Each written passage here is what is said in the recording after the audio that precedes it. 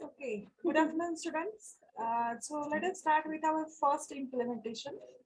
So actually, we cannot cover the first implementation within the first practical only.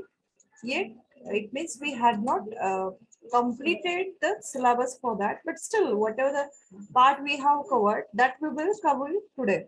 So here, our first implementation is regarding the flower classification.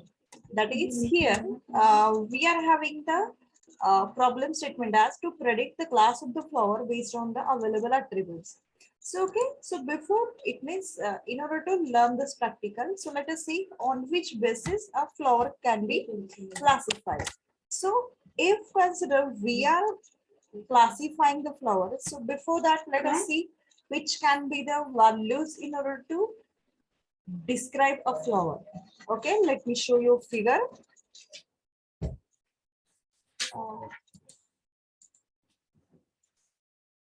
Uh, let me show you a figure.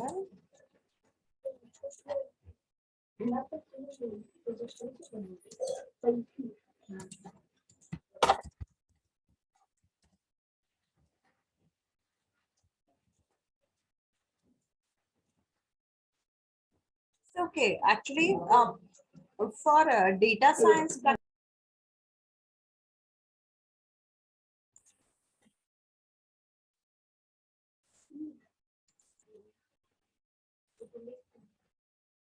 okay, for data science implementation, first we need to study about what can be the features of a flower.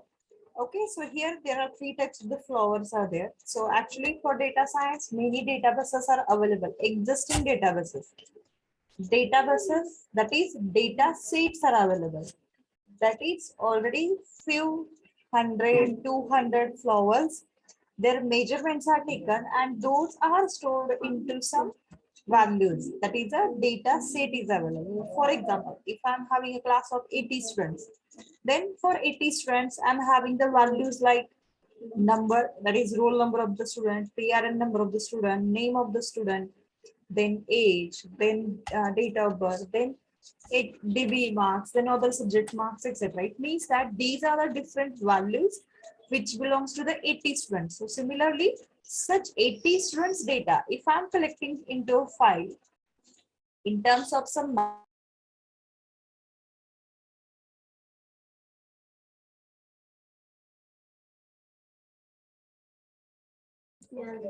I'm facing too much network issue. So simply let me explain a few of the problems. That is what we are going to do today. So here, your job is to get the data set for these 100 data set, that is for the flowers, and load the data. So here there are many steps we are following in order to complete our classification. So for the classification, if I'm talking about what to be done, so here the first step is we will first load the data. Okay, so always whenever we wanted to work with the classification, identification, that is object recognition, etc., the first is that loading the data. Loading the data, it means that already some data set is available and that data set we are following, we are reading into our file. So if consider we are loading the data, second one is that perform the statistics of that data. Okay, statistics, it means that here we are performing some common operations like finding the mean value, then finding the average value, then finding or counting the how many values are there, count is there. Okay. Then next, finding the mean value, then finding the max value. So your job is, today's your job is, please go through the sites. There are many sites which will give you the data for the IDs flower classification. And your job is to read that data and then perform the statistics. Already, whenever we are performing, that is a mathematical foundations, within that we have already seen how we can implement the statistics. So I request you all uh, to please complete today this task and remaining. So after this statistics, we will see what can be the similarity. Similarity, it means that whatever data I'm having, on that data, I will train my data. That is, I will apply some classification algorithm and I will check that out of my 100 data of the flowers, how many flowers belong to the similar category. Okay, so training the data, it means that I'm going to find the patterns within that, the similarity between that. And then after that, then we perform the classification.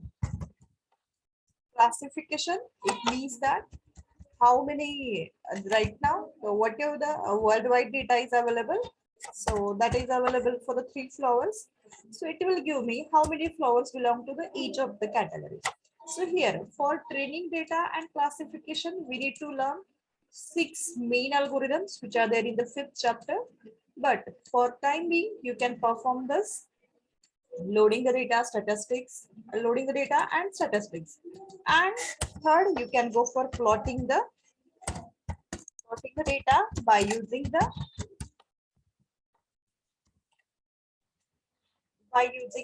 matplotlib. So where we are learning how to plot a different types of the graphs.